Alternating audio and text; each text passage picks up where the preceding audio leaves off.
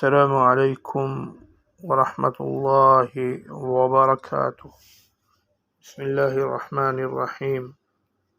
آج کی حدیث مبارکہ، رسول اللہ صلی اللہ علیہ وسلم مسجد کی تعمیر سے پہلے نماز بکریوں کے باڑے میں پڑھ لیا کرتے تھے۔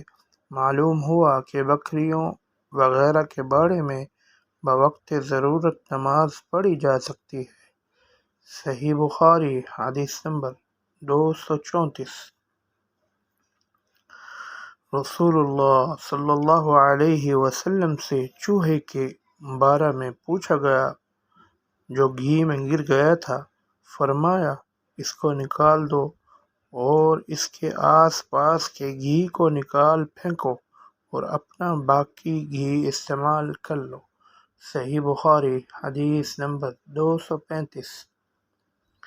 رسول اللہ صلی اللہ علیہ وسلم سے چوہے کے بارے میں دریافت کیا گیا جو گھی میں گر گیا تھا۔ آپ صلی اللہ علیہ وسلم نے فرمایا کہ اس چوہے کو اور اس کے آس پاس کے گھی کو نکال کر پھینک دو۔ معن کہتے ہیں کہ مالک نے اتنی بار کہ میں گن نہیں سکتا۔ یہ حدیث ابن عباس سے اور انہوں نے میمونہ رضی اللہ عنہا سے روایت کی ہے۔ صحیح بخاری، حدیث نمبر 236۔